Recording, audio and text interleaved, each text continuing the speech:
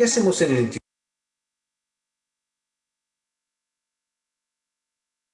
Instituto Bíblico del Centro? El desarrollo de nuestra vida como creyentes. Potenciamos para mantener en alto el llamamiento que se nos ha hecho, para servir y servir mejor al Señor. Estudiamos de forma sistemática las Sagradas Escrituras. Estudiamos las Sagradas Escrituras porque nos transmite fe, verdad, sabiduría y fortaleza. Cada uno de los estudiantes del Instituto Bíblico del Centro nos transformamos en obreros útiles para nuestras congregaciones. Somos un instituto con una red educativa que cuenta actualmente con 11 sedes en 9 comunas. Adaptamos nuestros cursos a la nueva realidad digital, clases 100% online.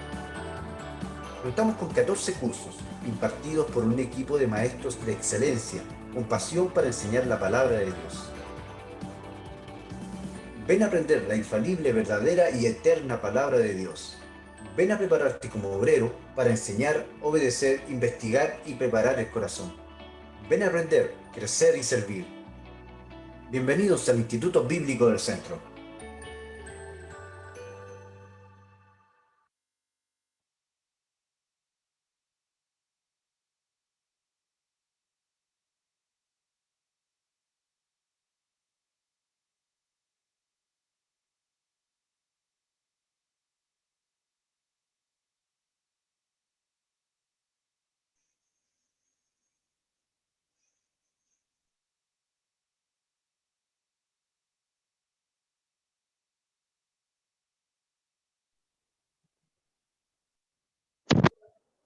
No se escucha, tiene el micrófono silenciado.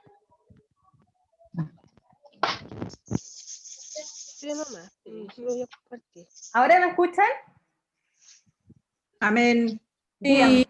Sí, amén. Sí. Buenas noches a todos. Mi nombre es Viviana Daza, soy profesora del IDC y a nombre del instituto le damos la más cordial bienvenida a este segundo seminario del año 2021. El nombre de este seminario se llama Cristianismo, Feminismo, ¿dónde estamos? Y así va a ser expuesto por nuestro pastor y profesor Elías Montero Piqué. Agradecemos la presencia de nuestra directora académica, pastora Margarita Piqué, a todo nuestro cuerpo docente y a todos nuestros alumnos del IBC. Agradecemos, por supuesto, también a todos aquellos que nos acompañan, nuestros hermanos, amigos, que se han unido a este seminario. Esperamos que sea de gran bendición para cada uno de ustedes. Por favor, recuerden apagar sus celulares, mantener su cámara también apagada y vayan escribiendo preguntas mediante avanza la exposición en el chat que tiene esta plataforma. Y la vamos a responder, Pastor la responderá al final de la sesión. Esperamos poder responderlas todas. Si por tiempo no podemos, de todas maneras vamos a responderla en forma interna a través de correo electrónico o de WhatsApp. Bien, ahora, antes de dar inicio a nuestro seminario, quisiera invitar a nuestro obispo Gonzalo Pérez, quien nos va a dar nos va a ofrecer una oración de apertura. Él es obispo de la Misión Bautista Pentecostés. Posterior a esta oración, inmediatamente vamos a ver un video de dos de nuestros grandes colaboradores. Uno de ellos es Israel Gómez Araneda, quien es secretario general de la Misión Bautista Pentecostés y también copastor del Templo Pacífico Renacer. También posterior a este, vamos a escuchar a nuestro profesor Ítalo Morales, quien fue alumno de la primera generación de nuestro instituto y se ha ido formando ha ido avanzando el tiempo durante estos años, que también es nuestro diácono en la iglesia CCE. Bien, adelante mi pastor obispo Gonzalo Pérez. Muchas gracias por la invitación.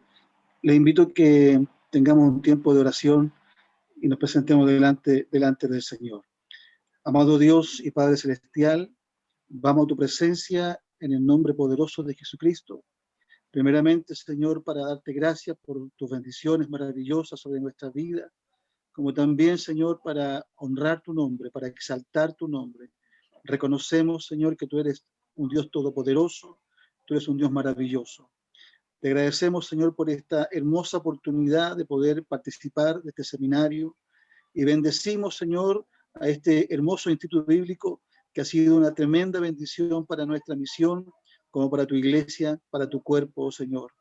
Dirígenos en esta hora, amado Dios, da tu gracia y sabiduría a quien tendrá la bendición de exponer este seminario, Señor, como también para todos quienes vamos a estar presentes, atentos, Señor, para oír, para escuchar tu palabra. Que tu dirección, que tu bendición sea derramada abundantemente sobre nuestro amado pastor Elías Montero. Señor amado, te damos muchas gracias, Padre Celestial, y nos ponemos en tus manos. Y queremos decirte, Señor, que estamos atentos, Señor, para oír tu palabra, para oír tu voz. Pedimos tu bendición, amado Dios, en el nombre del Padre, del Hijo y del Espíritu Santo. Amén y amén. Gracias, Señor.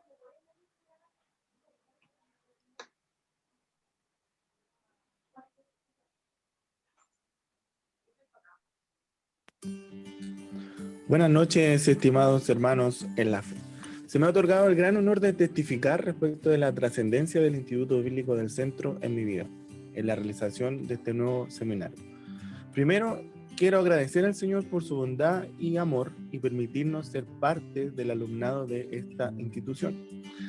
Creo que para nadie ha sido fácil el año que ha pasado y sin lugar a dudas este 2021 está cargado de mucha incertidumbre, pero siempre con la confianza puesta en el Señor.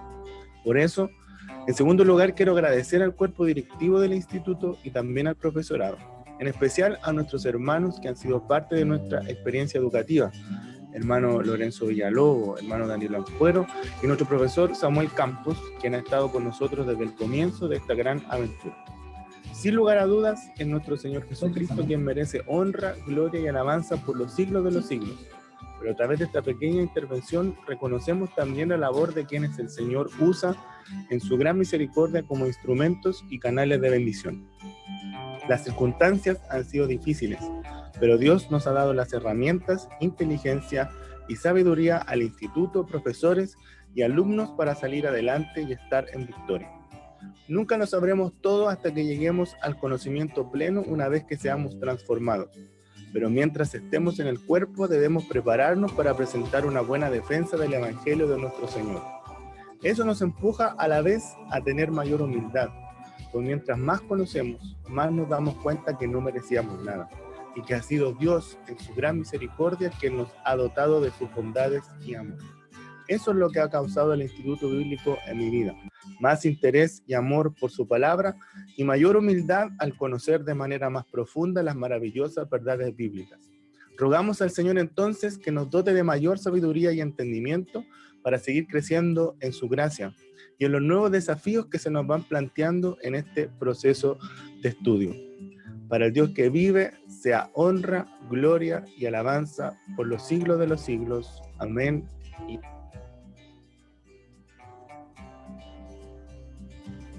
Muy buenas noches, Iglesia y familia del Centro Cristiano Evangelización y del Instituto Bíblico del Centro. Les habla el profesor Ítalo Morales, miembro del cuerpo docente de la misma institución. Se me ha solicitado a nombre de la dirección el poder dar una expresión de gratitud por el IBC. Y la verdad es que antes de dar gracias tengo que ser claro, la verdad es que tengo que ser expresivo en el sentido de que tengo que comentar del por qué es lo que significa el Instituto Bíblico del Centro para mí, qué es lo que ha significado para mi vida. Y la verdad es que después de 18 años en el cual yo llegué a esta iglesia y llegué sin saber nada, mi hermano, la verdad, el Señor ha utilizado al IBC para poder formar mi carácter, para poder formar mi personalidad, para poder entregarme las herramientas de conocimiento bíblico, para poder enseñarme teología, enseñarme doctrina, enseñarme cómo es el funcionamiento de la iglesia.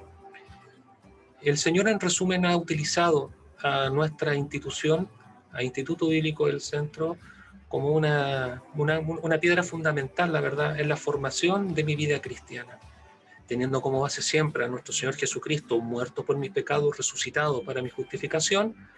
La sobreedificación en mi ser, en mi propia persona, ha sido parte fundamental del Instituto Bíblico. Por lo tanto, le estoy eternamente agradecido. Además que se me ha dado la oportunidad también de poder trabajar, de poder ser útil en el reino. Yo acá encontré, la verdad, mis queridos hermanos, el propósito específico que Dios tenía para mi vida.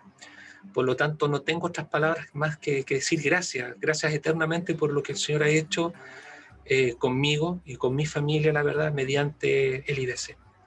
Es una parte fundamental de mi vida, y algo que destaco siempre en todos los cursos que los cuales se me ha permitido ser parte es que el IDC tiene una particularidad, que es tomar el conocimiento de nuestro Señor profundo, alto, sublime, lo que está en su palabra, y poder aterrizarlo y aplicarlo en el día a día, hacer vivencial la palabra del Señor. Y de esa manera podemos en algún momento llegar a decir que puedo pensar, sentir y actuar como Jesucristo. Muchas gracias por lo que se me ha conseguido de poder dar las gracias, y solamente decirles, familia institutana, valoremos lo que tenemos, disfrutémoslos a concho y sigamos adelante, porque el proceso de aprendizaje jamás se acaba. Dios les bendiga. Muchas gracias.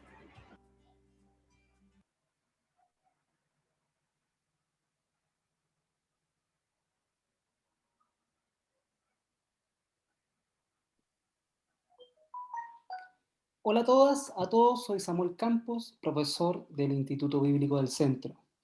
En los últimos años de nuestra historia se han originado muchos movimientos sociales. Uno de ellos es el feminismo, el cual ha tenido un desarrollo histórico que se debe considerar para entender su origen y desarrollo. Comprender este devenir histórico es clave para entender que el feminismo ha tenido ciertos periodos claves, u olas, que caracterizaron a cada uno de estos periodos. Varias de las demandas del movimiento feminista, en su causa histórica, son compartidas por la teología protestante. Decimos algunas y no todas, porque como ya hemos dicho, el feminismo tiene varias olas en su desarrollo histórico. Para entender la relación entre el feminismo y el cristianismo, el Instituto Bíblico del Centro organizó este seminario sobre cristianismo y feminismo. ¿En dónde estamos? El expositor a cargo de abordar esta pregunta es el pastor Elías Montero Piqué, bioquímico de profesión, conferencista bíblico interdenominacional, doctor en teología por la William Case Moore University, director de contenidos del Instituto Bíblico del Centro y docente de varias cátedras de la misma institución. Con ustedes dejo al pastor Elías Montero Piqué, pastor presidente de la Iglesia Centro Cristiano de Evangelización. Muchas gracias, Samuel. Muchas gracias, Viviana. Muchas gracias al Instituto Bíblico, que me concede el tremendo honor de poder compartir con ustedes esta revisión del tema que nos convoca, feminismo y cristianismo, ¿dónde estamos? Quiero partir agradeciendo a la directora, nuestra pastora Margarita Piqué, por la excelente iniciativa de hacer del Instituto un punto de encuentro para reflexionar en torno a la palabra de Dios, la teología y los temas contingentes sociales. Si hay algo que agradezco a Dios en este momento es justamente eso, que el Instituto Bíblico intenta hacer teología en palabras sencillas, en palabras comunes, de manera tal de que todos podamos entender. En el fondo es la teología del camino, es la teología del peregrino, es la teología que todos nosotros debiésemos tener. Estoy intentando compartir ahora y quiero compartir con ustedes entonces el seminario. Bienvenidos entonces al Instituto Bíblico del Centro, donde lo que nos mueve el día de hoy es aprender, crecer y servir. Aprender, crecer y servir. En el Instituto Bíblico simplemente formamos obreros para la Iglesia de Jesucristo. Nuestros motores, aprender, crecer y servir, obedecen a un gran objetivo que es la formación de obreros. Es decir, hombres y mujeres útiles a la Iglesia de Jesucristo y leales a sus ministerios. Esta formación de obreros descansa sobre dos grandes pilares. Uno de ellos es el conocimiento de excelencia de las Sagradas Escrituras y el otro, la presencia insustituible de Dios. No puede haber conocimiento si no hay presencia de Dios. Y todo a través de un método que es un método bíblico, el método de Esdras, que consiste en preparar el corazón, investigar, obedecer lo investigado, para luego recién entonces estar en condiciones de enseñar. Por eso, bienvenidos a esta aproximación feminismo y cristianismo, donde estamos. La presente agenda está dividida en 4 bloques. El primero de ellos dice relación con algunas definiciones importantes que es necesario tener para comenzar a construir. Luego, a continuación, haremos una breve historia del feminismo y sus postulados. En tercer lugar, intentaremos responder dónde estamos los cristianos en relación con el feminismo, para luego concluir con algunas propuestas y reflexiones finales, tal vez provocadoras. Entonces, partamos este seminario. Y como siempre lo digo, para ajustar expectativas no es un sermón, tampoco es una clase de instituto bíblico, sino que es una ponencia en base a una revisión bibliográfica exhaustiva que hemos hecho del tema. Dentro de las definiciones importantes con las cuales nosotros tenemos que partir, tenemos que hacer énfasis en estas definiciones: machismo, embrismo, misoginia, feminismo y feminacismo. El machismo es una falsa creencia en la superioridad del hombre respecto a la mujer, lo que trae como consecuencia la discriminación, la violencia física o la violencia verbal. Eso es machismo.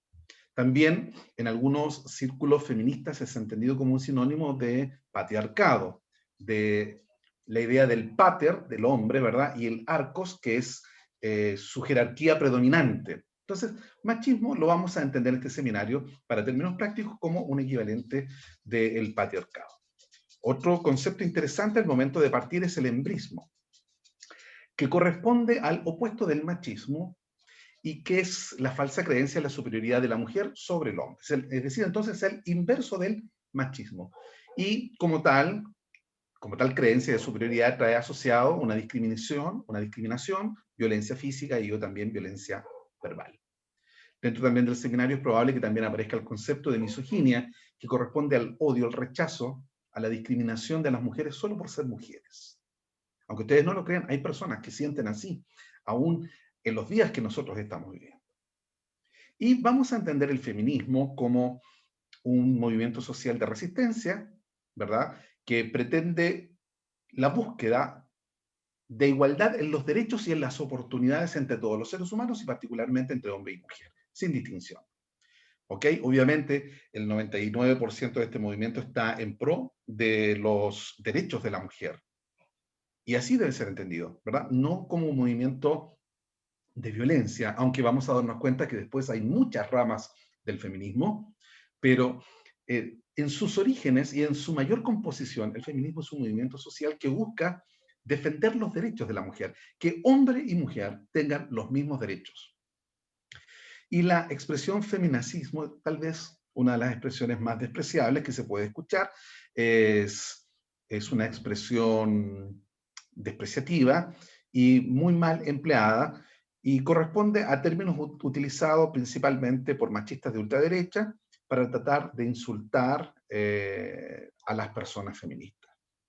Ojalá en nuestra audiencia no existe ninguna persona que utilice dentro de su vocabulario el feminacismo, porque el feminacismo como ideología tampoco existe. Entonces nos preguntamos, después de esta construcción de terminología, ¿qué es propiamente tal el feminismo? Y vamos a responder que es una doctrina, es un conjunto ideológico, un movimiento social que está buscando a nivel mundial el reconocimiento de la mujer dentro de su plenitud de capacidades y dentro de los derechos que tradicionalmente, históricamente, siempre han estado reservados para los hombres.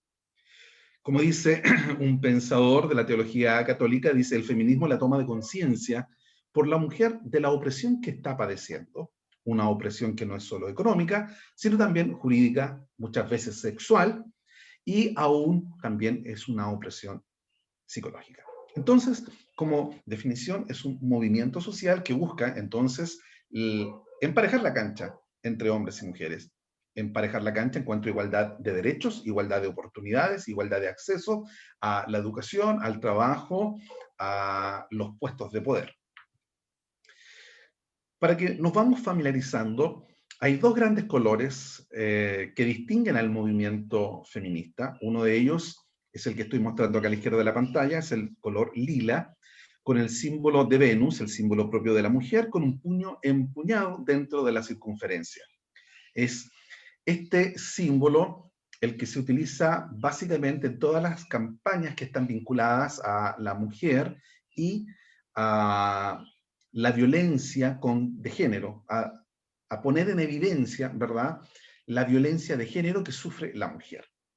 Por otro lado, otro color importante de los movimientos feministas dice relación con los derechos reproductivos propios de la mujer.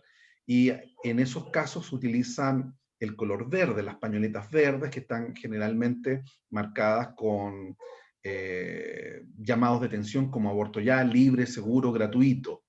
Entonces son estos los dos grandes colores que nosotros tenemos que tener en mente con el movimiento feminista. Había un tercer color que era el color blanco, que es el color inicial, que identificó al movimiento propiamente tal sufragista, pero que hoy día ya no está mayoritariamente en uso. Son color lila y el color verde. El color lila asociado entonces a la denuncia de la violencia de género que sufre la mujer, y el color verde asociado básicamente a la lucha por los derechos reproductivos. Y entre ellos publican una de sus demandas más actuales, como es el aborto. Ahí están ambos colores. Color lila, ¿verdad?, con la campaña Ni Una Menos, asociada a la violencia de género. Color verde, asociada a los derechos reproductivos. En este caso, por el aborto legal, seguro y gratuito. Entonces, hemos visto ya las definiciones básicas y esenciales que nos van a permitir entonces construir a partir de ahora y de este momento una breve historia del feminismo y sus postulados. Nos acercamos entonces al módulo número 2. Cuando hablamos de la historia del feminismo, vamos a distinguir 4 grandes olas o 4 grandes etapas en este proceso de construcción del movimiento social que pide igualdad de derechos y acceso para las mujeres comparativamente con los hombres. Una primera ola que se llama feminismo más bien intelectual, una segunda ola que se llama feminismo social, o también llamado feminismo sufragista, porque está vinculado al derecho del voto y el acceso a la política.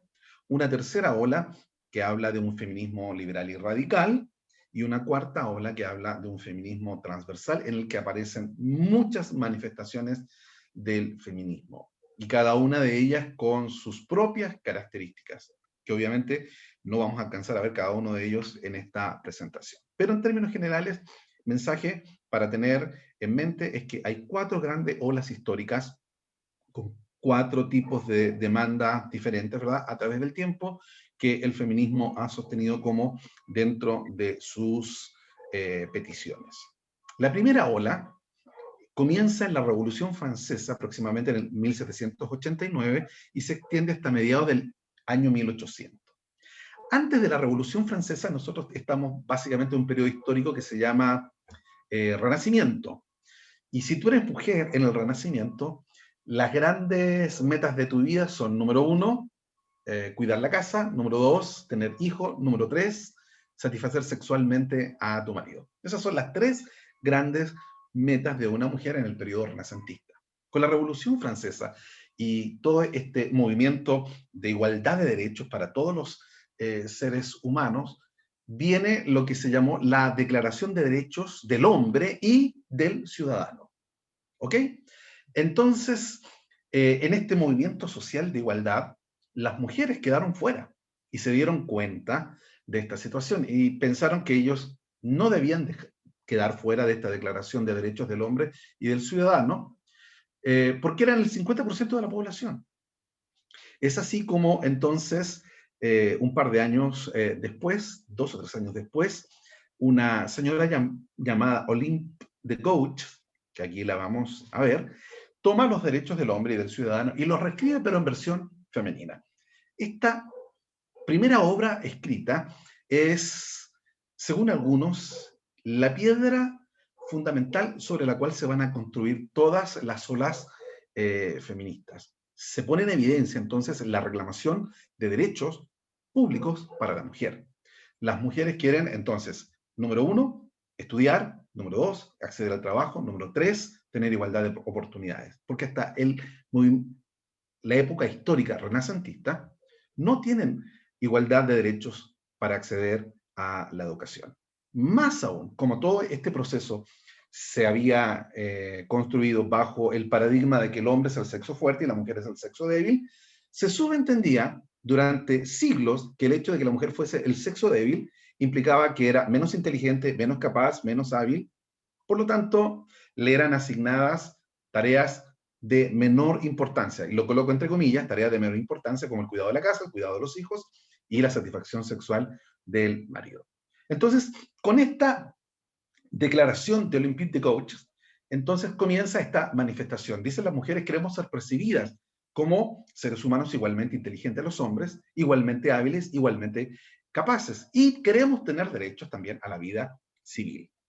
Eso ocurre en Francia. Y en Estados Unidos, esta señora Mary Wollstonecraft es la que comienza el periodo de revolución en Estados Unidos y buscan tener derecho a la propiedad y tener derecho a decidir qué es lo que pasa y qué es lo que sucede con la familia, porque hasta el momento que el único que podía decidir qué pasaba con los hijos era el hombre.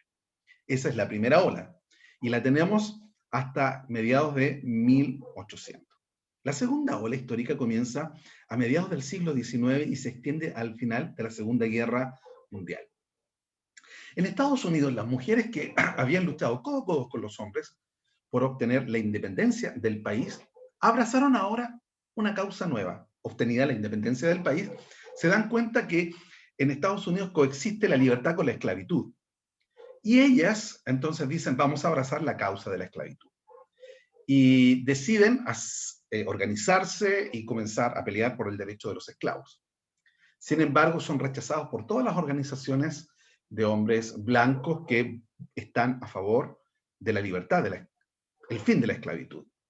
Y tanto es así que se sienten en desmedro que organizan su propia convención en un lugar que se llama Seneca Falls, donde están la primera declaración de sentimientos, donde ellas en Estados Unidos y en idioma inglés escriben, queremos ser percibidas como personas igualmente inteligentes, igualmente capaces, igualmente habilidosas, que tenemos derecho a la educación, que tenemos derecho a oportunidades laborales y que tenemos derecho también a las situaciones de poder. Mismo movimiento ocurrió en Inglaterra, con la señora Lucretia Mott. Y entonces comienza esto a ser un movimiento social. Hasta la primera ola era un movimiento intelectual, pero ahora comienzan las manifestaciones. Por primera vez las mujeres en Inglaterra se organizan, hacen huelgas de hambre, las mujeres se encadenan a los monumentos nacionales, las mujeres instalan bombas en edificios de poder y provocan incendios en edificios significantes donde se supone que se construía la ley. Aquí tenemos a la señora redactando la Declaración de los Sentimientos en 1948, Seneca Falls. Ellos dicen, tenemos derecho a acceder a votar, y no tan solo a votar, sino también a ser elegidas. El movimiento sufragista, entonces, comenzó a tener buen resultado. En 1918 se autorizó el sufragio para mujeres mayores de 30 años en Inglaterra. En 1920, en Estados Unidos. En 1928 se autorizó en Inglaterra, no para las mayores de 30, sino para todas las mujeres. Y en 1931, esto ya empezó a abarcar en Europa, como por ejemplo España, el sufragio universal para todas las mujeres. Dentro de esta época surgen dos corrientes dentro de esta ideología feminista que busca la igualdad de derechos, igualdad de acceso a la educación, igualdad de oportunidades y acceso al voto. El feminismo racial y el feminismo socialista. Hasta este momento, el movimiento feminista era desarrollado por mujeres blancas y burguesas, es decir, de buena condición socioeconómica. Pero la condición de estas mujeres no era representativa de todas las mujeres. Y es así como surge una intelectual que se llamó Sojourner Truth, una mujer negra, que es la que desarrolla el feminismo racial. Y es la primera que dice, en la historia, nosotros, las mujeres negras, somos doblemente excluidas. Número uno, por ser mujeres, y número dos, por ser negras. Y comienza toda una rama dentro de este movimiento que se llama feminismo racial, a través de Sojourner Truth. Luego, y en forma paralela, Flora Tristán, una socialista, politóloga, ideóloga también, importante del feminismo, utiliza la misma expresión de Sojourner Truth, de la doble exclusión, pero ahora pensando en la mujer que tiene que trabajar. Porque se da cuenta que la mujer que trabaja es una obrera que tiene más horas que un obrero y que gana mucho menos que un obrero. Entonces, Flora Tristán dice, las mujeres obreras, trabajadoras, son doblemente excluidas. Número 1, por ser mujeres. Número 2, por tener horarios insoportables y por tener un sueldo de miseria. Ahí está una foto que recuerda cómo en época post de la guerra, las mujeres comenzaron a organizarse, a ser parte importante de la fuerza laboral de los distintos países y comenzaron a tener entonces derecho a pedir mejoras en sus condiciones laborales. Luego emerge la tercera ola, que se proyecta desde la segunda mitad del siglo XIX hasta finales del siglo XX. Y emerge con una frase muy potente que ya la vamos a desarrollar: lo personal es político, de Kate Millett. Lo personal es político, porque es una frase que nos va a seguir hasta el día de hoy con los movimientos feministas actuales. Y el movimiento feminista en esta época comenzó a cuestionar y a reclamar muchas cosas. Dentro de ellas, lo principal fue cambiar el lenguaje. Empezaron a cuestionar la condición de la mujer, empezaron a cuestionar la sexualidad de la mujer, el género de la mujer, las diferencias entre feminidad y masculinidad, y también la belleza. Sus grandes, entonces, postulados o sus grandes demandas comienzan a ser un poquito diferentes, porque ya tienen derecho a voto, tienen derecho a la carrera política, tienen derecho a la educación, tienen derecho sobre patria potestad en la familia, y también a derecho a tener propiedades. Entonces ahora se dan cuenta de que están siendo cosificadas, que están siendo estereotipadas sexualmente, y empiezan los movimientos a reclamar contra, por ejemplo, los concursos de belleza, empiezan a reclamar contra, por ejemplo, la venta de cigarrillos a través de una chica en bikini. ¿Qué tiene que ver la chica en bikini con la venta de cigarrillos? O la venta de cerveza con chicas en poca ropa. Se dan cuenta entonces que la mujer está siendo cosificada, está siendo estereotipada sexualmente. Y se dan cuenta también que la mujer está sufriendo de violencia, violencia en su sexualidad femenina.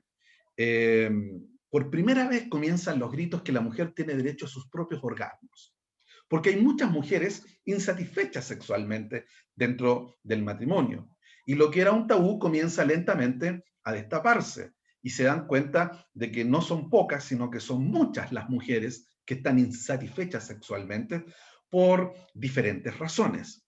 Y además sienten de que hay violencia contra la mujer al pensarla y concebirla solamente como un objeto de reproducción. Y en esta tercera ola, muy tímidamente, aparece lo que es la teoría queer, la teoría de género. El multiculturalismo y distintos feminismos comienzan a aparecer y a esbozarse. Las feministas comienzan a organizarse en distintas áreas, respondiendo a sus intereses. ¿Ok? En esta época aparecen dos libros que son fundamentales en esta tercera ola del feminismo. El primero de ellos, lo muestro acá a la derecha, es de Simone de Beauvoir, que habla del segundo sexo, y el otro es de Betty Friedan, que habla de la mística de la feminidad. Simone de Beauvoir establece de que la mujer es mujer no solo por ser anatómicamente mujer, sino por los roles que se le asignan. Entonces comienza a desarrollarse la idea de que esta diferenciación que se ha hecho entre hombre y mujer no es una diferencia natural, sino que es una diferencia cultural. Por favor, noten este énfasis. Comienza entonces a desarrollarse la idea de que esta diferenciación, de que el hombre es más fuerte y este es el sexo débil, comparativamente con respecto al hombre, es una idea cultural. Y los modelos se comienzan a replicar en dos grandes focos, en las escuelas, y se comienzan a replicar en los hogares. Por otro lado, Betty Friedan, que escribe La mística de la feminidad, en el fondo comienza a colocarle nombre a un problema que las mujeres tienen tapado durante mucho tiempo, y es su frustración por no poder llegar a ser quienes desean ser. Lo vamos a ver a continuación. Y comienza dentro de esta ola un movimiento de modificación del lenguaje, porque con el movimiento de modificación del lenguaje lo que se pretende es, de alguna forma, forzar al auditorio a escuchar de que hay un problema de equidad, que hay un problema de igualdad de género. que las mujeres no tienen los mismos derechos que los hombres, que en algunos lugares todavía la educación no es igualitaria, que el acceso al trabajo tampoco es igualitario, que cuando tienen igual acceso los sueldos son diferentes, que no todas tienen acceso a los mismos poderes. Y comienza una campaña por modificar el lenguaje. La forma más inocente de todo esto es la que usamos, ¿verdad? Bienvenidos todos y todas, ¿verdad? Lo que antiguamente nosotros hacíamos como bienvenidos todos y se subentendía, ¿verdad? Como una expresión del lenguaje. Hoy se marca mucho, bienvenidos todos, todas, hermanos, hermanas, niños, niñas, ¿ok? Y tiene cierto arraigo y tiene cierta aceptación en algunas personas que de alguna forma comparten la causa. Pero después, en forma posterior, viene una segunda modificación del lenguaje, donde el género masculino y femenino en el lenguaje pretende anularse con la letra E. Ya no es ellos ni ellas, sino que es ellas. No es todos ni todas, sino que es todes. Y así sucesivamente. Frente a lo cual la Real Academia de la Lengua expresó que era un sinsentido. Dentro de esta ola tercera, surgen dos ramas muy importantes. Una de ellas es el feminismo liberal y el otro el feminismo radical. El feminismo liberal es una búsqueda de derechos. Una búsqueda de derechos. Busca la igualdad económica, salarial, busca cualquier tipo de discriminación racial, de salud, de imagen corporal de las mujeres, de las mujeres con discapacidad, que muchas veces también son discriminadas, busca potenciar los derechos reproductivos, el derecho de la familia, y también lentamente comienza a aparecer el derecho al matrimonio, y formación de familia entre personas del mismo sexo. Atención, ¿verdad? La representación de las mujeres en los medios como cosificación sexual, en fin, etcétera, etcétera.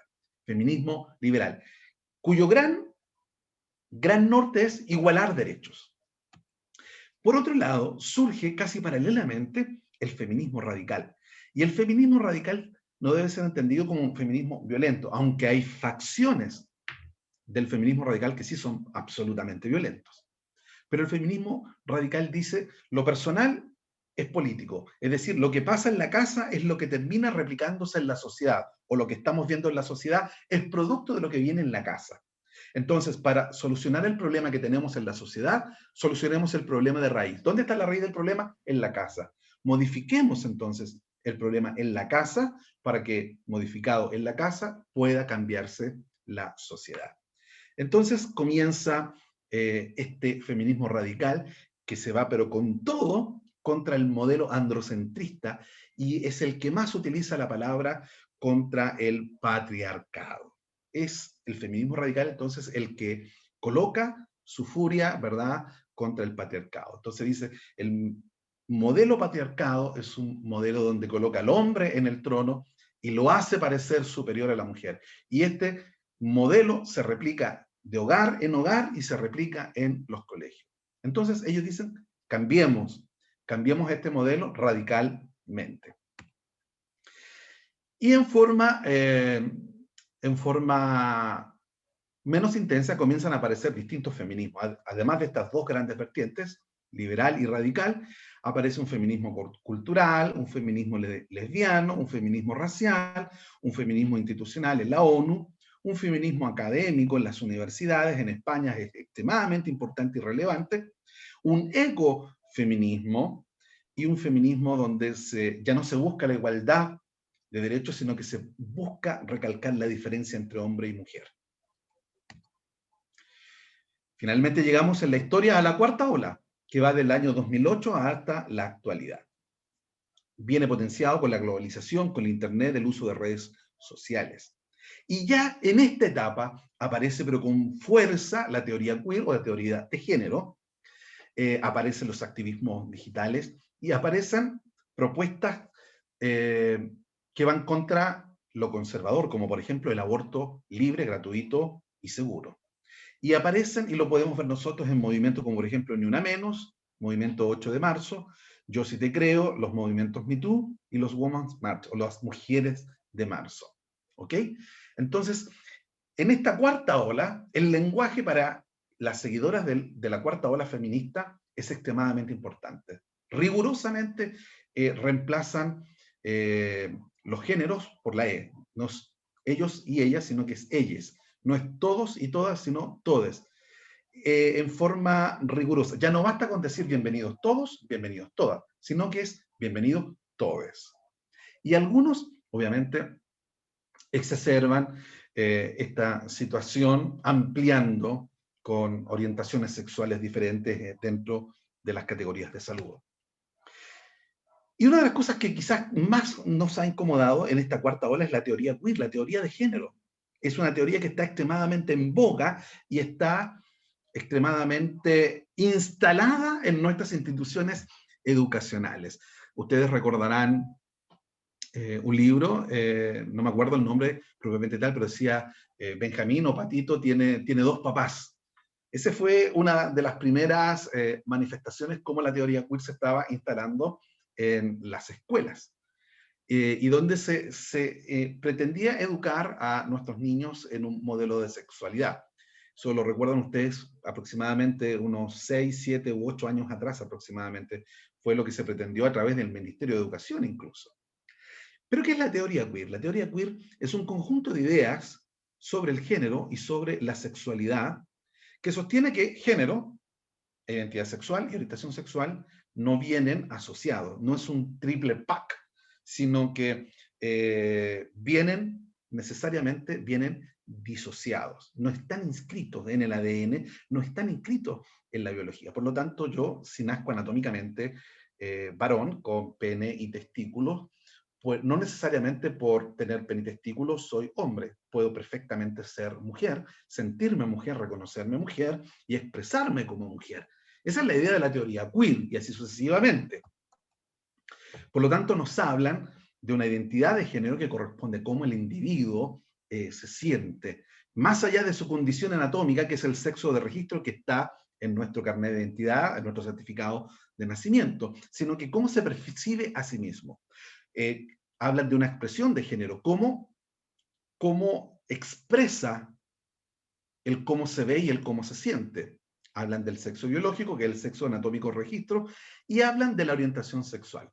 Porque para ellos entonces es posible y es totalmente viable que un hombre, anatómicamente hombre, para hablar en los términos correctos, ¿verdad? Con pene y testículo, se sienta atraído a una mujer en condiciones que sería un heterosexual, pero puede ser atraído también por un hombre en condición que sería homosexual, y si es atraído por un hombre y por una mujer, es un bisexual, ¿verdad? Y obviamente comienza toda una construcción que hasta el día de hoy está cada vez desarrollándose. Yo los invito a inscribirse en el Instituto Bíblico para tomar el curso Hogar Cristiano, donde hablamos de este tema y lo desarrollamos en, no sé si en extenso, pero le dedicamos un poco más de tiempo. En honor al tiempo no puedo seguir ahondando más. Pero en esta cuarta ola, entonces, el cuerpo de la mujer comienza a ser extremadamente relevante y comienza justamente el desafío a los distintos poderes y estamentos, educación, iglesia, justicia y Estado, ¿verdad?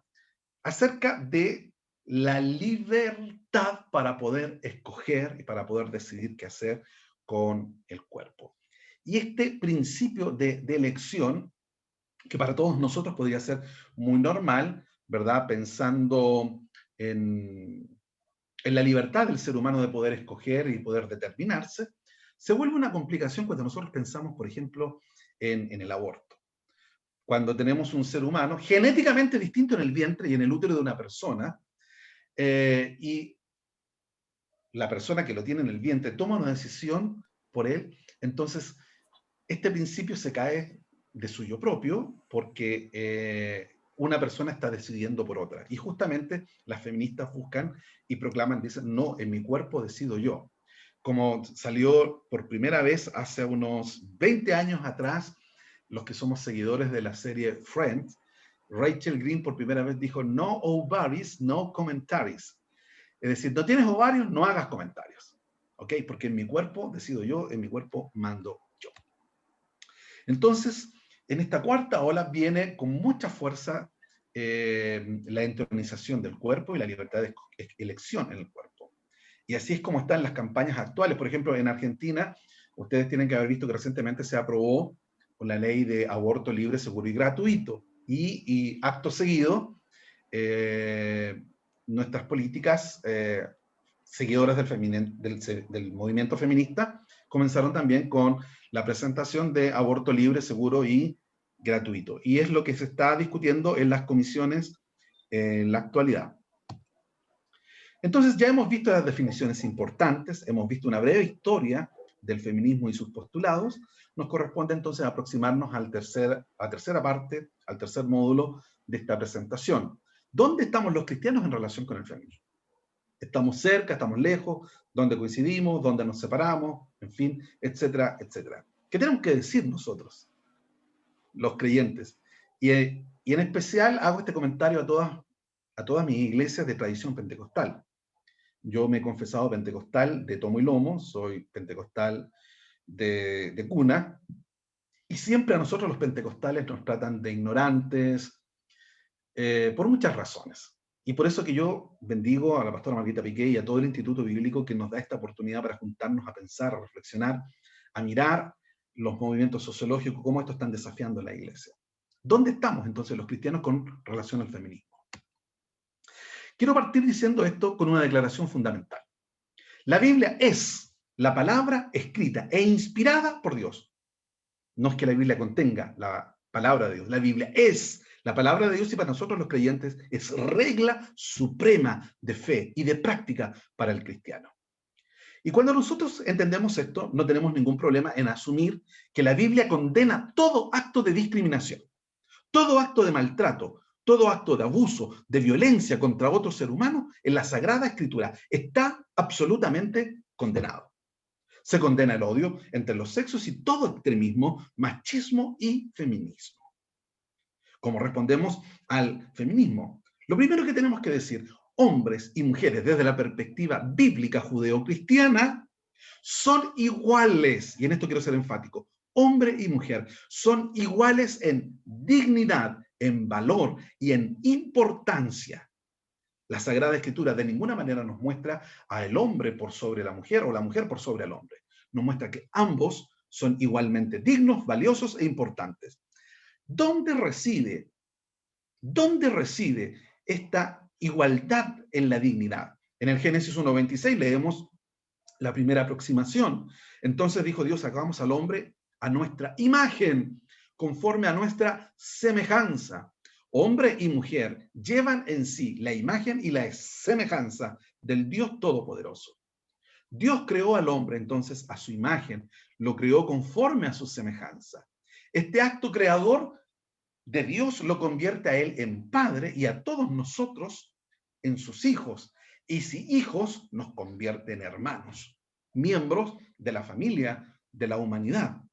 Él es nuestro padre, nosotros somos sus hijos, independientemente del género, hombre o mujer, de la condición anatómica sexual, de la etnia, mapuche, aymara, español, chileno, mestizo, el que usted quiera, independiente de la etnia, independiente del nivel intelectual, el universitario como aquel que es menos letrado, independiente de la posición social, si es rico o es pobre.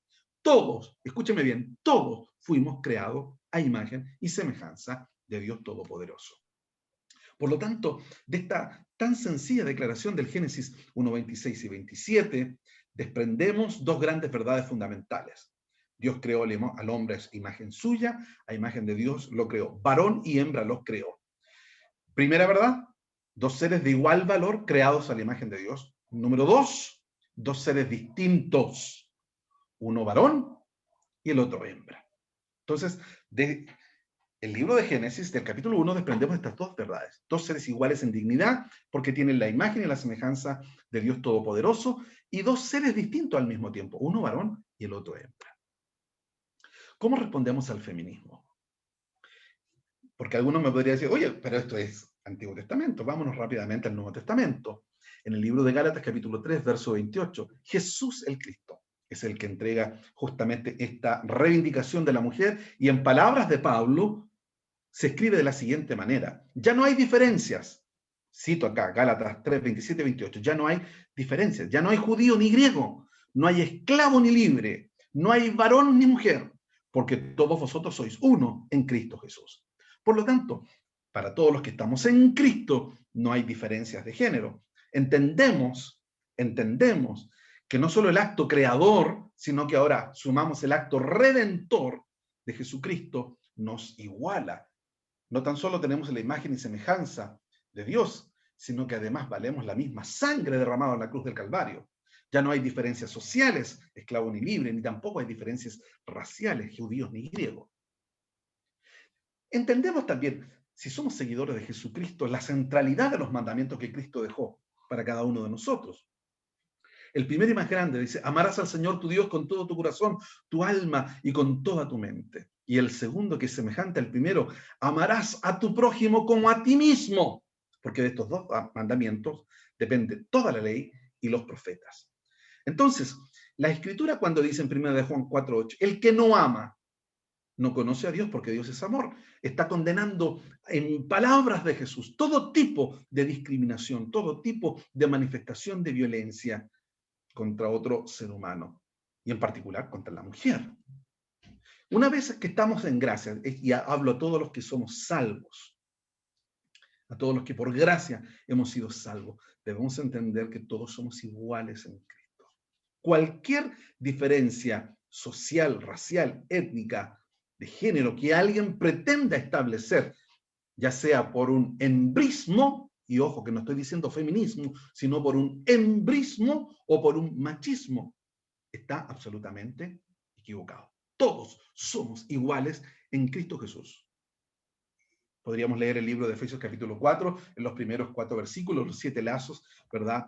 Un Dios y Padre, un Espíritu, una fe, un Señor, un bautismo, etcétera, etcétera. La proclama de la iglesia es esta. Declaramos que Dios es amor, y pero al mismo tiempo también es santo, odia el pecado, defiende al pobre, defiende al huérfano, defiende a la viuda, defiende a los oprimidos. Esa es la verdad central del Evangelio. En palabras de Jesús, según el Evangelio de Lucas, he aquí las buenas nuevas para los pobres, para los oprimidos, para los menesterosos, los que sufren violencia. Se preocupa incluso de los presos. Esa es la proclama de las Escrituras. Un trato vindicatorio para todos aquellos que sufren violencia. Por lo tanto, nosotros los creyentes, y en particular los protestantes, que sufrimos discriminación, por eso el movimiento protestante, por creer distinto a la iglesia central única, que en ese momento era la iglesia católica, nosotros somos los que debiéramos predicar con mayor fuerza igualdad. Y respecto al feminismo, deberíamos decir, coincidimos con ustedes, igualdad de derechos para el hombre y para la mujer. Sí, igualdad de trato para que las mujeres sean percibidas en su justa dimensión como un otro válido en inteligencia, en habilidades, en integridad y en carácter. No creo que exista un padre hoy día que le pueda decir a su hija, tu mejor futuro es quedarte en casa, escogerte un buen marido, cuidar de tu casa, cuidar de tus hijos y satisfacer sexualmente a tu hombre. No tienes derecho a estudiar. No creo que exista un padre en la tierra hoy día que pudiera hacer. Pero por si alguno existiese, creemos en la igualdad de trato porque es bíblico. Las mujeres deben ser tratadas, incluso con una metáfora, vaso más frágil. Ojo, no es que la mujer sea más frágil, es una metáfora del cuidado que se debe tener como vaso más frágil. Creemos también nosotros en una igualdad de oportunidades. Y debemos predicar igualdad de oportunidades para hombre y mujer en la educación, igualdad de acceso a la educación básica, al pre-kinder, al kinder, a la educación básica, a la educación media, a la educación universitaria y todos los perfeccionamientos posteriores. Hombres y mujeres deben tener los mismos derechos. No puede ser que una mujer tenga menos derechos de acceso que un hombre a la educación, o menos acceso al trabajo, o menos acceso a una remuneración. Si dos personas acceden al mismo cargo, hombre y mujer, deben ganar el mismo sueldo al principio. Después, obviamente, ese sueldo puede variar de acuerdo al desempeño, pero en cuanto a una remuneración inicial, deben ser percibidos, ¿verdad?, de la misma manera. Igual derecho a la propiedad, igual derecho a ejercer un poder político. Podríamos agregar igual de acceso a la ISAPRE, a la salud. Las mujeres son muy castigadas, obviamente, en el sistema de salud. Igualdad de libertades para el hombre y la mujer para decidir su futuro. igualdad para expresarse. Ojo con esto, sobre todo en nuestras iglesias de tradición pentecostal, donde muchas veces la mujer ha quedado postergada. Conozco algunos lugares cuyos nombres no voy a mencionar por delicadeza, pero donde el gran ministerio de la mujer es la empanada y la sopaipilla. No tienen acceso a nada más. Igualdad de expresión, igualdad de creencias, igualdad de derecho para practicar sus creencias, igualdad para escoger su destino, igualdad para el matrimonio, igualdad frente a la autoridad de los hijos, igualdad para el disfrute de la sexualidad. Y esto yo creo que haríamos muy bien las iglesias de tradición pentecostal en agarrar un seminario y poder educar a los hombres, a nuestros hombres, a los hombres de las congregaciones, para que puedan ser exitosos en la vida sexual junto a sus mujeres. Por lo tanto, decimos sí a todas estas igualdades. Y nuestro pregón será a favor de ello. Y decimos no a la reducción de la mujer como objeto sexual, porque eso atenta contra su dignidad. También decimos y nos manifestamos en contra de la violencia intrafamiliar, que entre paréntesis, según el último estudio hecho por mi persona en iglesias de tradición pentecostal, la violencia intrafamiliar está muy presente. Muy presente. Es triste, pero es así. Y obviamente estamos en contra de la violencia intrafamiliar y en contra de la violencia de género. Entonces, en ese sentido, vamos. Pero sin embargo, nos separamos rápidamente del feminismo en sus manifestaciones actuales. No creemos en la teoría de género. Personalmente yo soy un teólogo conservador. Creo en dos sexos, hombre y mujer. Soy un estudioso de la teoría, pero aún no logra convencerme. No hay demostración de ello. Como iglesia, no apoyamos el aborto libre. La libertad de elección sobre el cuerpo de una nueva criatura que crece en el vientre. Cuando una madre, porque es una madre, ¿verdad? Una madre decide abortar, está decidiendo por la criatura que está en el vientre, que según la diputada Maite Orsini no debe llamarse ni criatura ni bebé, sino que feto. Técnicamente eso es, pero el lenguaje crea mundos y también los destruye. No apoyamos el aborto libre, porque es un ser humano con composición genética totalmente distinta, con un cuerpo que viene en formación. Entonces, ¿cómo un cuerpo con un ADN distinto va a decidir sobre otro que tiene un ADN diferente? No corresponde. No estamos de acuerdo con el feminismo cuando a la iglesia cristiana, tanto católicos como protestantes, nos responsabiliza del machismo. Sí creo que tenemos una cuota de responsabilidad en no combatir el machismo, que esa es otra cosa. Pero no fomentamos el machismo, porque el machismo bíblicamente no existe. Y si alguien tiene una lectura machista de las Sagradas Escrituras, tiene una mala hermenéutica. Por lo tanto, nosotros creemos en el modelo bíblico judeocristiano. Según algunos teólogos de renombre y de habla hispana, porque no tuve tiempo de consultar a algunos de habla inglesa, porque había mucho que leer, el feminismo hoy día encarna para la iglesia un peligro, una amenaza a la ética judeo-cristiana para la familia. Porque hombres y mujeres son iguales en valor, en dignidad, pero nosotros reconocemos roles diferentes. ¿Ok? Eso no significa que la mujer está destinada a vivir esclavizada de su hogar. Conozco mujeres extremadamente nobles que han tomado la decisión y han renunciado a su propio desarrollo profesional para poder rendir una vida en dedicación a su familia. Me saco el sombrero frente a ellos, entre ellas mi esposa. Libremente ella toma una decisión. ¿Cómo no voy a sentir respeto y valor, aprecio por una situación como esa? Mi respeto mayor.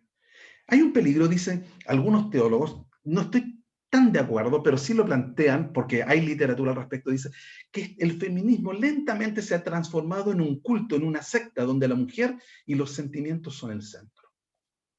Algunos son mucho más extremistas y dicen, esta es una nueva religión.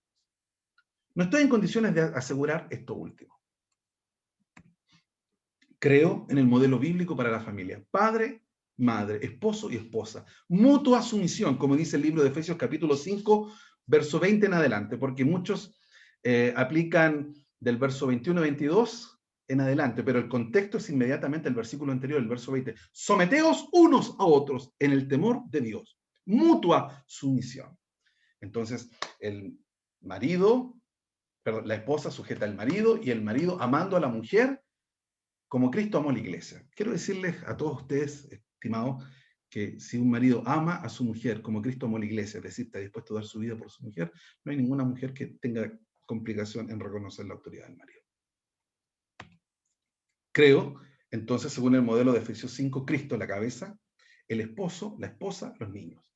Pero esto no es un ranking de importancia. Ojo, es un ranking de responsabilidad para responder por el cuidado de la familia frente a Dios. Y el esposo que no está sujeto a Cristo no tiene pito que tocar en todo esto. Ok. Por lo tanto, creemos finalmente que la mujer ha sido creada para ser ayuda idónea del hombre. No significa que sea inferior, sino que ayuda idónea, para estar al lado, para compartir sus labores, para compartir su dignidad. Dios asignó funciones y roles diferentes. Y los roles no son producto de la caída, los roles están establecidos antes de la caída.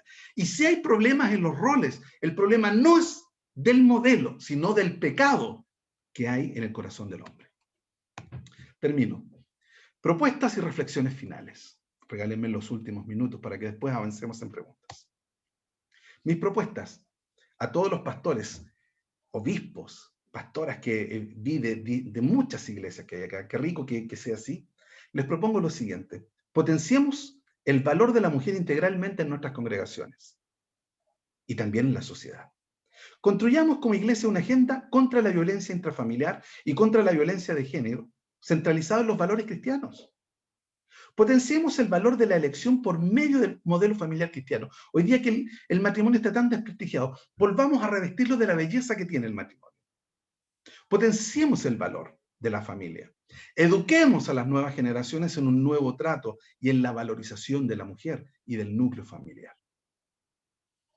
Por lo tanto, la Biblia condena todo acto de discriminación, maltrato, abuso, violencia contra otro ser humano, condena el odio entre los sexos, todo extremismo, machismo y feminismo. Una vez que estamos en gracia, debemos abandonar todas nuestras afiliaciones ideológicas. Yo les digo, estoy a favor de la igualdad en muchas áreas que ya mencioné y estoy en contra de otros postulados que menciona el feminismo. ¿Alguien me podría decir, usted es feminista? Yo digo, no, de ninguna manera. Yo soy cristiano. Esto es como cuando uno se casa.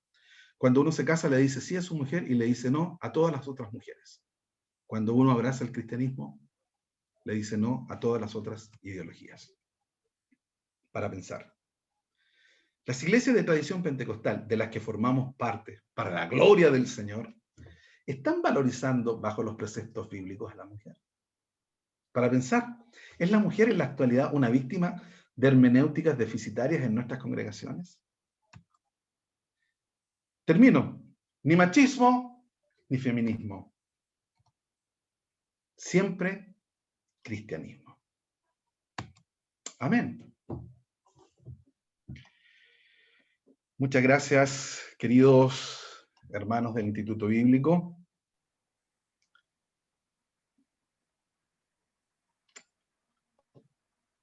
Ahí estamos.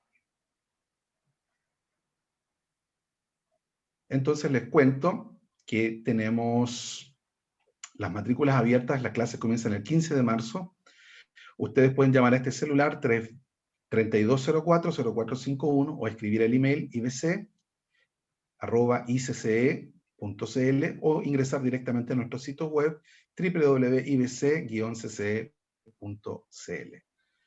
Desde ya, muchas gracias al Instituto Bíblico y gracias a la directora, pastora Margarita Piqué, por facilitar estos puntos de encuentro ideológicos. Muy bien, vamos entonces con las preguntas. Les animo a escribir sus preguntas y les animo a compartirlas. Samuel. Bien, pastor. Tenemos la primera pregunta, es de Rocío Bucarey, y dice de la siguiente manera: también existe una violencia silenciosa, que es la violencia económica hacia la mujer. ¿Cómo se puede tratar este tema en las iglesias? Es verdad, la violencia económica existe y consiste básicamente en hacer depender a la mujer del sueldo del hombre. Conozco situaciones tan extremas como, por ejemplo, la siguiente. Una vez en algún lugar a un pastor lo llamaron para que resolviera una situación familiar. El esposo no le daba hace 3 meses dinero a la mujer para poder comprarse una tintura de pelo. Cosas extremas como esta es un tipo de violencia económica. Hacer depender a la mujer del hombre por razones económicas. ¿Cómo se puede abordar esto en las iglesias? Solamente con educación. Solamente con educación. Atreviéndonos, por ejemplo, atreviéndonos a abrir las puertas a los institutos bíblicos, atreviéndonos a sembrar cursos como los cursos de hogares cristianos, y atreviéndonos justamente a traer a los hombres de nuestras congregaciones a este tipo de seminarios para poder compartir estas realidades. Gracias por la pregunta. Bien, mi pastor. Hay otra pregunta que salió en el chat del seminario, que es la siguiente. Dice, si la Biblia es tan clara respecto a la igualdad de la mujer, ¿cuál sería el argumento bíblico de aquellas iglesias que no permiten que la mujer pueda predicar y enseñar en la iglesia?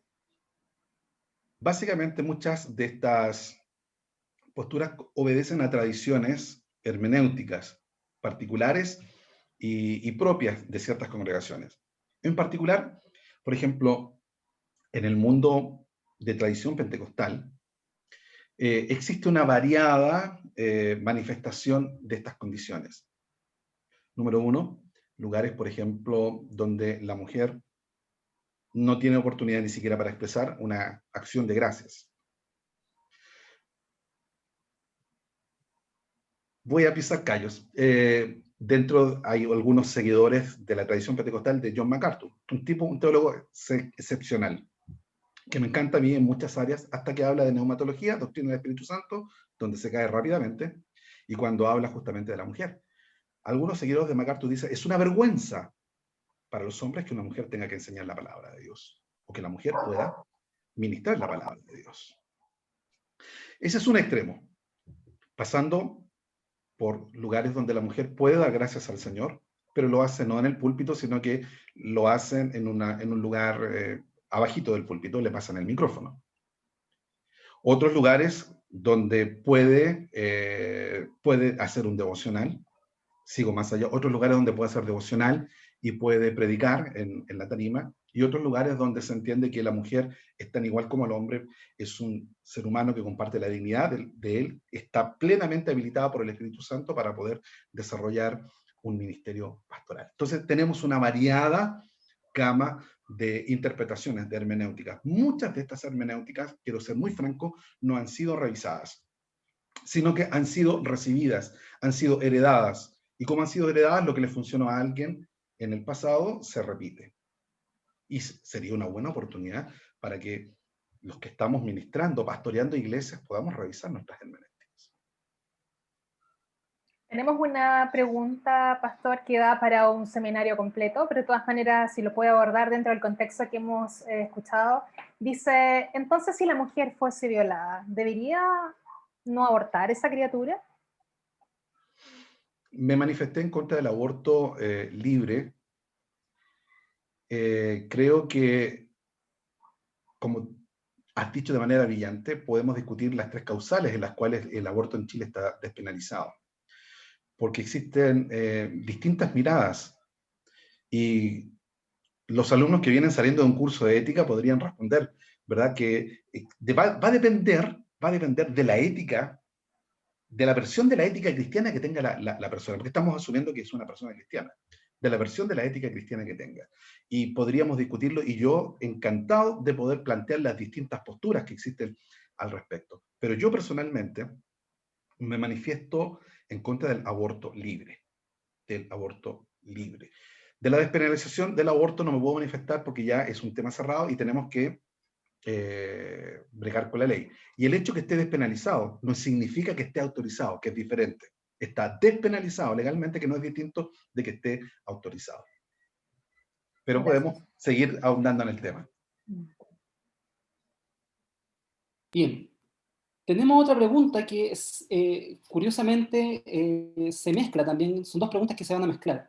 Dice, si bien Cristo, y cito un pasaje, para Cristo somos todos iguales, también se instituyeron distintos roles para la iglesia. Y cita 1 Corintios 11:13, donde Pablo escribe, quiero que sepáis que Cristo es la cabeza de todo varón, y el varón es la cabeza de una mujer, y Dios la cabeza de Cristo. Entonces, bajo este pasaje, en este contexto que desarrollan, la pregunta es la siguiente. En que muchas iglesias hay mujeres que solo sirven para cocinar, pero no podemos olvidar que hay roles instaurados. Por ejemplo, es el varón el que debe pastorear la iglesia. Por lo tanto, en este sentido, conecto con la otra pregunta. ¿Una mujer puede ejercer el pastorado? Gracias por la pregunta. Desde mi perspectiva, y yo voy a hablar desde mi perspectiva, y en esto pido que todos los pastores presentes acepten, es mi postura, es mi derecho de poder venir, revisar este tema y poder expresar mi opinión. Respeto las doctrinas de cada una de las iglesias y seré siempre respetuoso. Y el instituto nunca va a imponer este tipo de análisis hermenéutico a ninguna de las congregaciones. Pero dado que me emplazan a mí, y lo agradezco, respondo yo, a título personal, como Elías Montero Piqué, no a título del Instituto Bíblico del Centro. La respuesta es súper corta, sí. Así de simple. Creo que la mujer está habilitada para ejercer el ministerio. Mayor justificación, tenemos que entrar a los cursos de epístolas y a las hermenéuticas y enseñar exégesis y poder ver cómo justamente se interpretan esos textos tan célebres escritos por John MacArthur. No quiere decir que yo soy un enemigo de MacArthur, me encanta, pero ahí hay una debilidad hermenéutica gigantesca desde mi punto de vista, muy respetuoso, ¿vale? Pero no es la posición del Instituto Bíblico. El Instituto Bíblico respeta todas las manifestaciones. En ese sentido, nosotros no imponemos. Pero, dado que me preguntaron a mí, respondí como Elías Montero.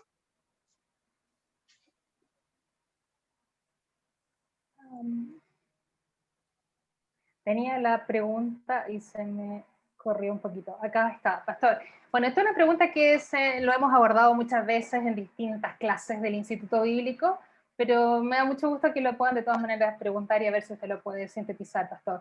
Dice, pastor, ¿cómo se puede interpretar hermenéuticamente 1 Timoteo 2, 11, 12, donde manifiesta que la mujer no debe enseñar al varón? Muchas gracias.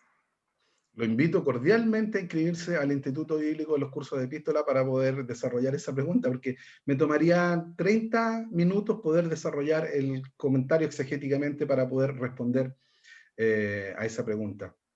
Lo invito con mucho cariño a todos y a todas, ¿verdad? A venir a estudiar la Sagrada Escritura.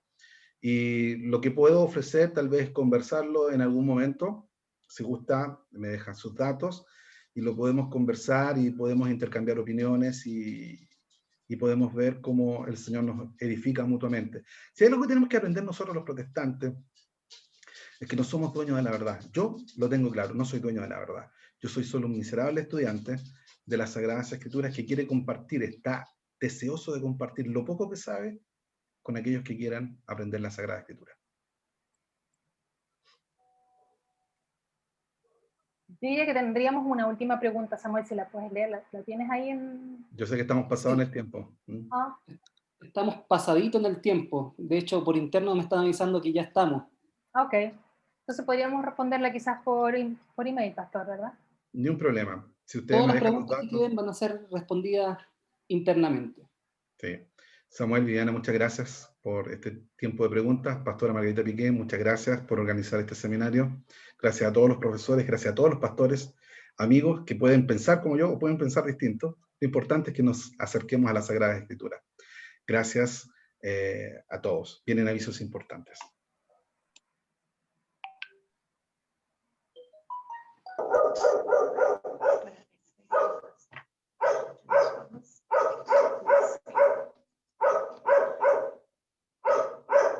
Terminamos con con una oración de finalización con nuestra pastora Margarita Piqué. Amado Dios, te damos muchas gracias por esta linda oportunidad que tú nos has dado de poder compartir un seminario, Señor, con muchas iglesias que tenemos invitadas de diferentes denominaciones, Señor, muchos siervos tuyos y siervas tuyas, Señor. Y gracias por toda la hermandad, Padre amado, que ha podido presenciar este seminario. Te rogamos, Señor bendito, que cada día nos podamos acercar mucho más a tu palabra, que a través del estudio te podamos conocer en cada instante más, que podamos amarte mucho más y podamos crecer mucho más. Señor bendito, que ninguno de nosotros se sienta superior a otro. Señor, ni miremos en menos a nadie. Señor, porque tu amor es grande, tu amor es sin límites, Señor amado. Ayúdanos, Señor, a amar tu palabra por sobre todas las cosas. Bendito Evangelio, bendita palabra eterna que ha hecho tanto bien en nuestras vidas. Gracias, Señor, por esta maravillosa oportunidad que nos has dado de poder compartir, Señor bendito, este seminario con todos los oyentes presentes. Te ruego que les bendigas a cada uno de ellos, Señor, y puedas llenar sus vidas de gozo, de amor, de paz y de gratitud. Muchas gracias, Señor, por nuestro pastor Elías, que ha sido el expositor, Señor, de este tema. Padre amado, gracias por los profesores del instituto y gracias por todos los presentes. A ti, Señor, sea todo honor, toda honra y toda gloria, desde ahora y para siempre. Amén, amén. Muchas gracias a todos y nos veremos prontamente. Si así nos vemos. Gracias. ¿Qué hacemos en el Instituto Bíblico del Centro? Bendiciones. Potenciamos para el desarrollo de nuestra vida como creyentes. Potenciamos para mantener en alto el llamamiento que se nos ha hecho, para servir y servir mejor al Señor. Estudiamos de forma sistemática las Sagradas Escrituras. Estudiamos las Sagradas Escrituras porque nos transmite fe, verdad, sabiduría y fortaleza. Cada uno de los estudiantes del Instituto Bíblico del Centro nos transformamos en obreros útiles para nuestras congregaciones. Somos un instituto con una red educativa que cuenta actualmente con 11 sedes en 9 comunas. Adaptamos nuestros cursos a la nueva realidad digital, clases 100% online. Contamos con 14 cursos impartidos por un equipo de maestros de excelencia, con pasión para enseñar la palabra de Dios. Ven a aprender la infalible, verdadera y eterna palabra de Dios. Ven a prepararte como obrero para enseñar, obedecer, investigar y preparar el corazón. Ven a aprender, crecer y servir. Bienvenidos al Instituto Bíblico del Centro.